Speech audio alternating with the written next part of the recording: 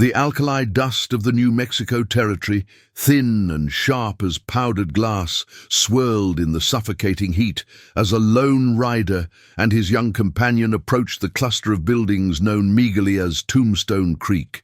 The air hung stagnant, thick with the smell of horse sweat and unpainted lumber. It was the kind of town that clung to the edge of the wilderness, perpetually half-built and perpetually mean. The sun was a blinding, indifferent white disk in the sky. The rider was William H.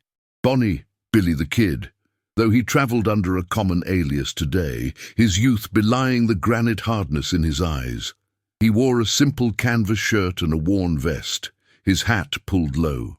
Beside him rode a young Mexican boy, Miguel, no older than 10, his face pinched with fear and hunger, gripping the reins of a tired burro laden with meager possessions. Billy's purpose was twofold: to resupply and to get the boy to the safety of a mission near the border. They rode past the few wooden shacks until they reached the general store, which doubled as a post office and, according to a crooked, faded sign, a law office. The main street was deserted, the silence broken only by the incessant, high-pitched whine of the wind through the eaves. Billy dismounted, his spurs making the only sound in the oppressive quiet. "Stay here, Miguel. Don't speak to anyone, understand? Just water the burro." Billy's voice was low, almost a whisper, yet carrying the cutting authority of a man accustomed to being obeyed. He entered the general store, the interior a confusing mixture of molasses barrels, dry goods, and the unmistakable stench of cheap tobacco and stale authority. At the back, behind a counter covered with receipts and a clutter of paper, was a large, sturdy wooden desk, the kind a man might use to write letters, map a trail, or settle accounts. Billy walked straight to it, pulling a piece of heavy parchment from his saddlebag. He needed a place to write a careful, coded message to Doc Scurlock about their route change. Before Billy could even lay the parchment flat, a shadow fell over the desk. Sheriff Jedediah Vance was a mountain of a man, his belly straining the buttons of his vest, his silver star dull and scratched. He was flanked by his deputy, a greasy man named Silas. Vance watched Billy with dull arrogance, contempt radiating from his heavy face. "Hold on there, boy. What do you think you're doing with that piece of furniture?"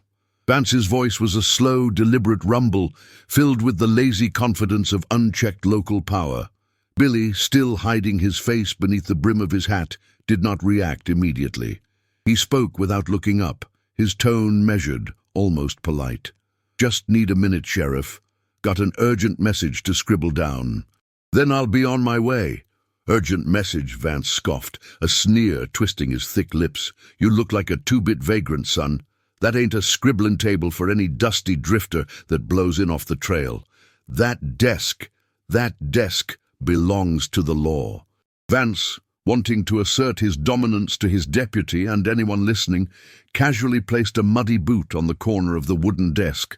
Then, with a grotesque display of disrespect, he hoisted his enormous bulk up onto the desk itself, sitting heavily on the very spot where Billy had intended to write. The cheap wood groaned in protest. Billy froze. His left hand clenched into a white-knuckled fist, a micro-moment of pure lethal intent that only Tom O'Folliard would have recognized as the sign of imminent death. But Billy had a greater objective, protecting Miguel, and a fundamental principle: never draw on a man over wood and paper unless he's drawn first. He slowly retracted the parchment and his hand. "Apologies, Sheriff," Billy said, his voice now dangerously flat, devoid of emotion. "Didn't realize the furniture here was so important. I'll find another spot." He didn't look back at the sneering lawman as he walked away, disappearing into the heat outside. Outside, leaning against the livery stable, Billy found the source of the town's silent fear. An old woman, Ilara Jensen, her face etched with the suffering of 100 harsh winters, wiping down a dusty buggy. Her movements were slow, burdened by grief. She watched the sheriff's office with a burning, impotent hatred. "You're new here, aren't you, boy?" she rasped, her voice like dry leaves. "Don't cross Vance. He thinks he's God in this gulch." Billy stopped, his attention shifting from the insult to the profound sorrow in her eyes. "What did he do, ma'am? What gave him his claim to this kingdom?" Ilara hesitated, then burst into a torrent of whispered despair. Her husband, Elias Jensen, a respectable carpenter who dared to speak out against Vance's practice of seizing land deeds from homesteaders, had vanished 2 weeks ago. Vance claimed Elias simply rode away, but Ilara knew the truth. Elias was collecting testimony, proof that Vance and the railroad boss, Silas Kincaid, are running a racket. They took his workshop, called it an unpaid debt. They silenced him, boy.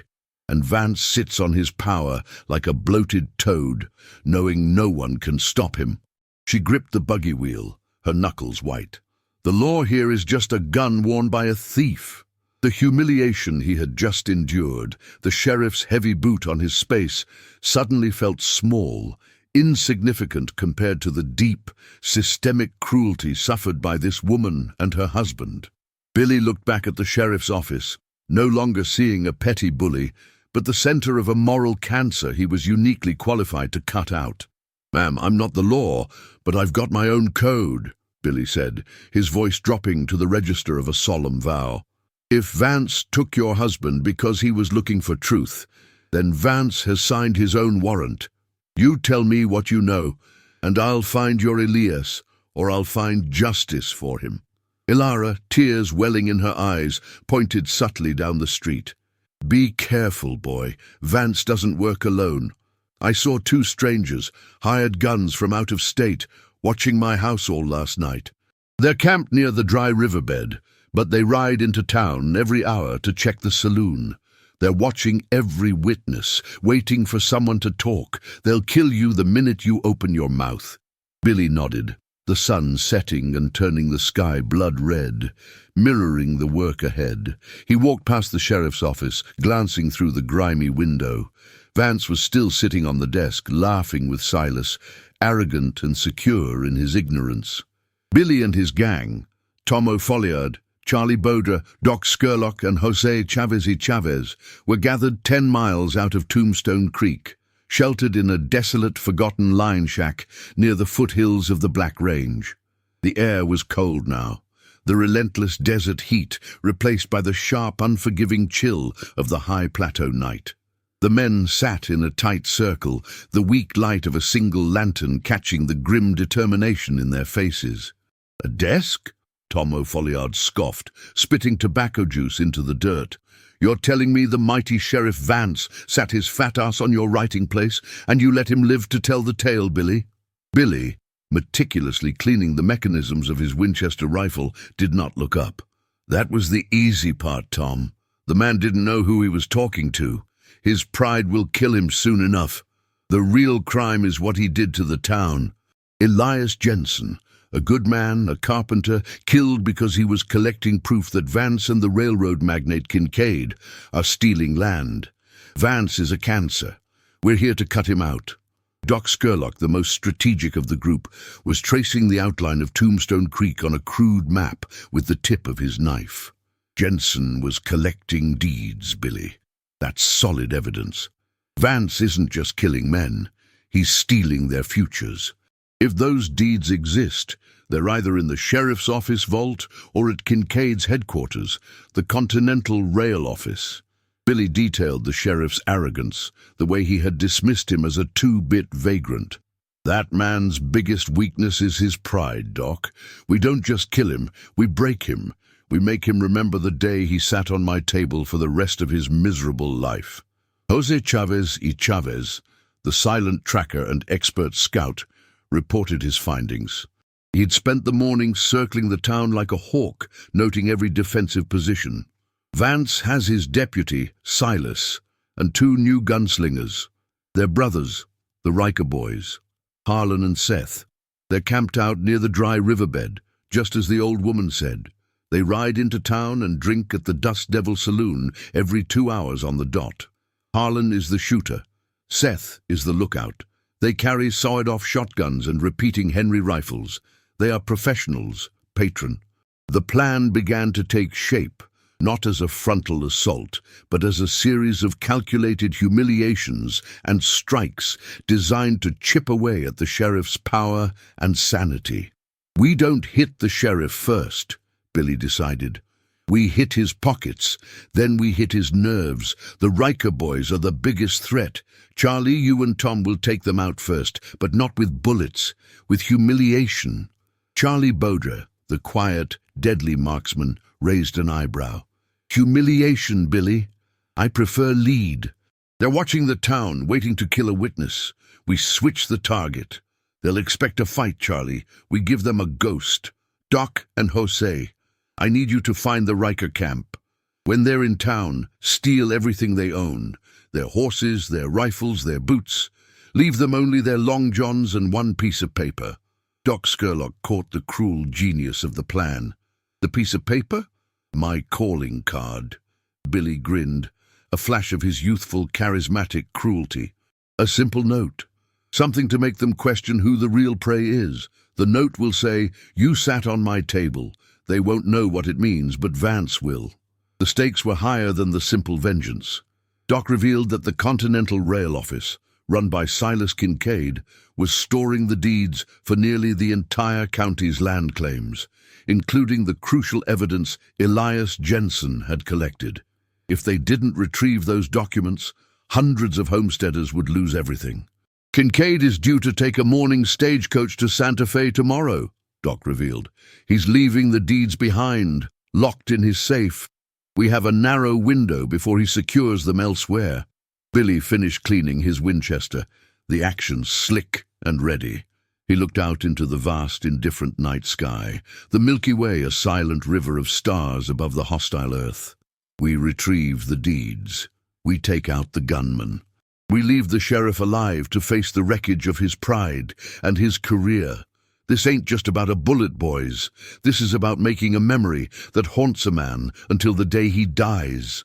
The first strike against Sheriff Vance was silent, surgical, and utterly humiliating. Doc Scurlock and Jose Chavez moved through the dry riverbed camp of the Riker boys just after midnight, moving like the desert wind itself. Harlan and Seth were deep in the Dust Devil saloon, drinking cheap whiskey and waiting for the sun to rise. Doc, utilizing his old medical knowledge, mixed a slow-burning sleep draught into the water trough, just in case the Riker boys returned earlier than expected. Jose, the master of infiltration, disabled the small camp with the precision of a thief. They took everything: the two valuable Henry repeating rifles, the saddlebags with all their belongings, the food, and, most importantly, the horses. When Harlan and Seth Riker stumbled back to their camp at 2 a.m., they were greeted by nothing but 2 pairs of discarded boots, their long johns flapping weakly in the night wind, and the sound of mocking coyotes. Stuck to the one remaining rock was a piece of parchment, secured by a knife. Harlan Riker, the usually cold-blooded killer, read the cryptic note aloud to his bewildered brother. "You sat on my table." "What in God's hell does that mean, Harlan?" Seth whined, shivering violently in the sudden cold. "It's some kind of loco-native magic. Who did this?" The Riker boys, stripped of their weapons and their dignity, were forced to walk back to Tombstone Creek, arriving near dawn, a vision of miserable defeat. They became the town's silent, immediate joke, their shame broadcast to every hungover drunk and early riser. Meanwhile, Billy, Charlie, and Tom were focused on the Continental Rail Office. Silas Kincaid, the railroad baron, was preparing to leave by stagecoach. Billy needed the deeds before the safe was moved, or the sheriff caught wind of the larger plan. Billy utilized the simplest form of infiltration: distraction. He walked into the rail office just as Kincaid was loudly demanding his bags be loaded. Billy, dressed in a borrowed livery stable jacket, casually bumped into Deputy Silas in the doorway. "Watch where you're going, trash!" the deputy snarled, ready to draw. "Sorry, deputy. Just saw a fast rider heading south," Billy whispered quickly, nodding toward the trail. "Looked like one of those wanted men. Maybe even the kid." The deputy, desperate for the glory of a bounty, fell for the bait. "Stay here, Billy. Wait here. I'm going after him." Silas Kincaid, however, was not so easily fooled. He had a look of cold, calculating suspicion in his eyes as he watched the young man. While the deputy rode out on a wild goose chase, Billy confronted Kincaid, who was standing by a heavy iron safe, adjusting his expensive vest. "Kincaid," Billy said, his voice dropping all pretense of being a stable hand, "those deeds belong to the homesteaders. You're not taking them to Santa Fe." Kincaid drew a small, expensive derringer from his coat pocket, aiming it poorly. "You're a fool, boy. You think you can stop the railroad?" "No, but I can stop the man who stole a carpenter's life," Billy countered. "The law doesn't touch you, Kincaid, but I do." The confrontation was brutal and quick. Kincaid, though armed, was soft and accustomed to hiring his violence. Billy disarmed him with a deft close-quarters move, the derringer skittering across the wooden floor. Billy opened the safe, Kincaid's weak protests dissolving into whimpers, retrieving the meticulously organized bundles of land deeds that Elias Jensen had secured. Back at the sheriff's office, Vance had just been confronted by the half-naked, humiliated Riker boys.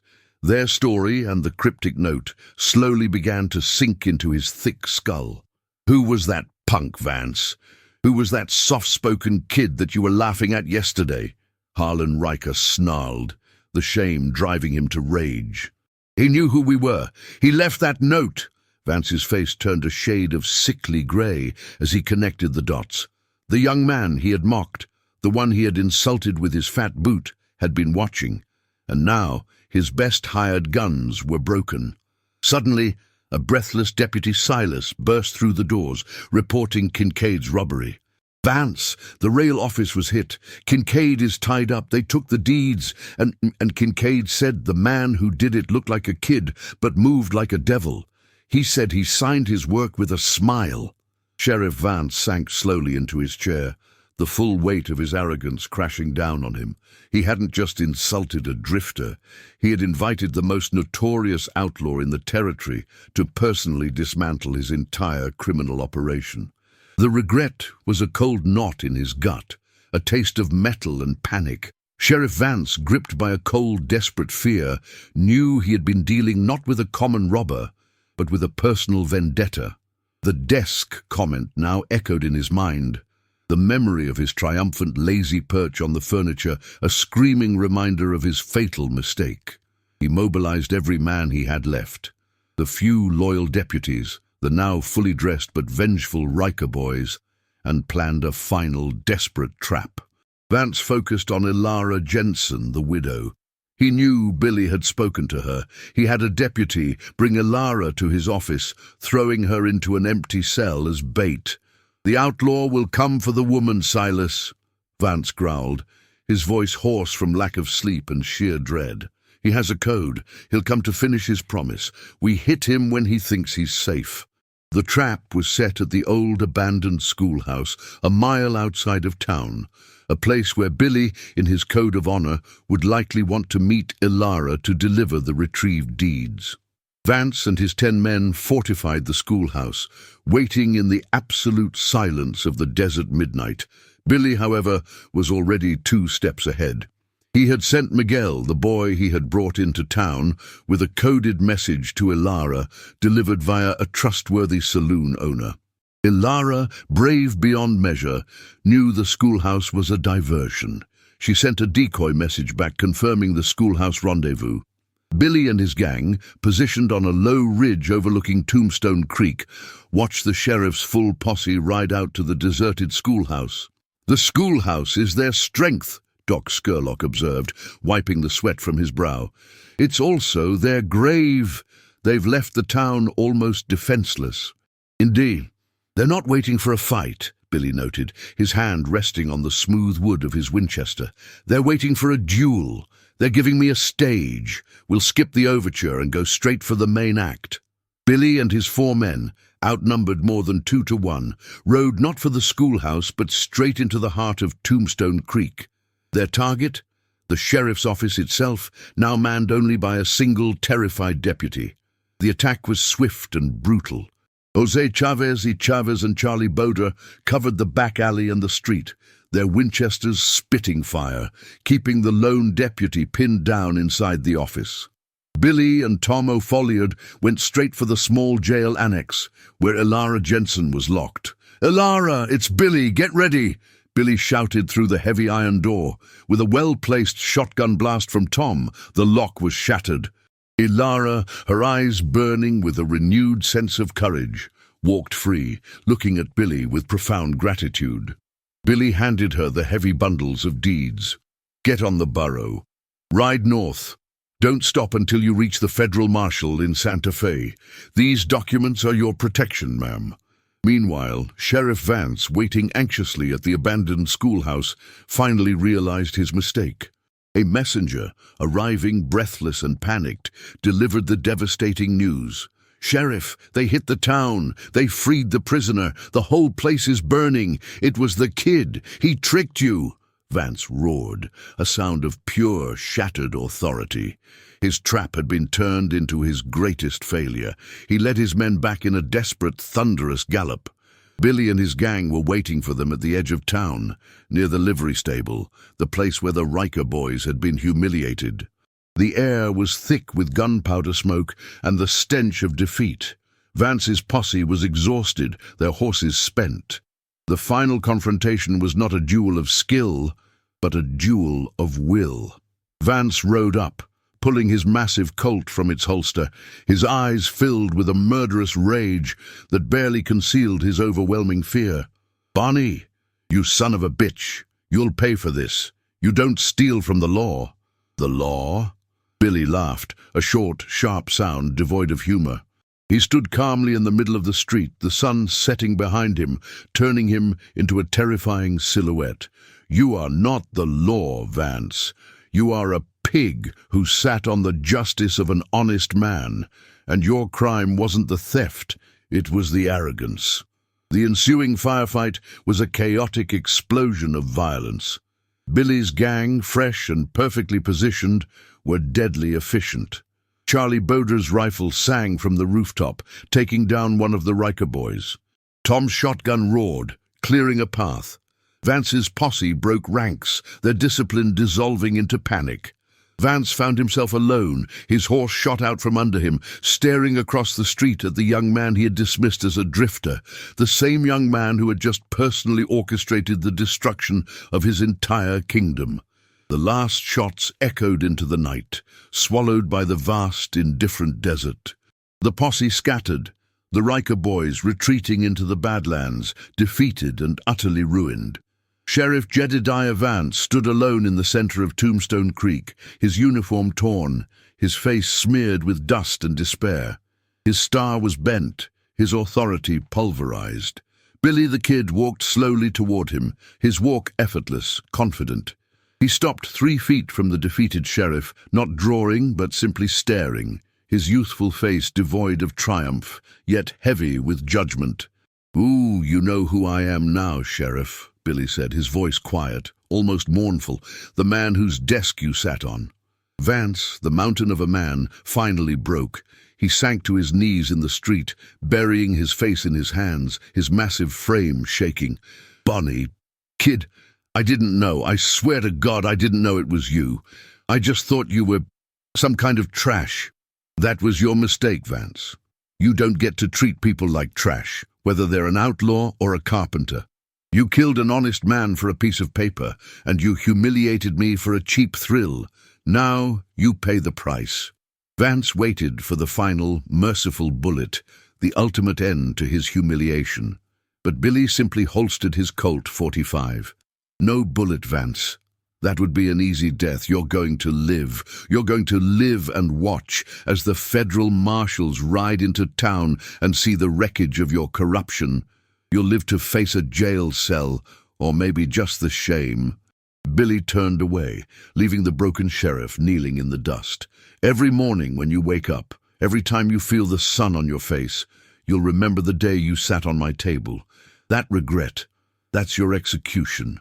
The gang rode out of Tombstone Creek, just as the first sliver of dawn broke over the eastern mountains. They rode with the retrieved deeds, ensuring Ilara Jensen and the other homesteaders would have their property secured. They stopped at the mission near the border, where Billy delivered Miguel to the safety of the priests. He also entrusted the remaining bundles of deeds to the mission father, instructing him on how to contact the federal authorities. "We did what we came to do, Billy," Tom O'Folliard said, watching the boy disappear into the church. "The town is free, the sheriff is ruined, and the desk is clean, Tom," Billy replied, a faint, fleeting smile crossing his lips. He looked back at the vast expanse of the hostile desert, the early light turning the Badlands into a wild palette of gold and shadow. In Tombstone Creek, Sheriff Jedediah Vance never recovered. He was formally stripped of his badge, lost his possessions, and was publicly shamed. The regret, the memory of his arrogant laugh as he sat on the desk, not knowing he was inviting the devil himself into his life, became a literal haunting. He would spend his remaining years drinking and muttering about the young devil who didn't even have the decency to kill me. As for Billy the Kid, he rode further into the legend. He didn't stay to bask in the victory. There was no glory in it, only the grim satisfaction of a promise kept and an injustice avenged. He rode away from the rising sun, back toward the dangerous anonymity of the desert. He was no longer just William H. Bonney, a young man on the run. He had become the Shadow, a whisper of retribution that traveled faster than any stagecoach. He was the ghost of justice in a territory where the law was dead, vanishing into the scrubland, forever riding the horizon, leaving behind only the cold, sharp memory of his passing. He was the legend that haunts the West to this day.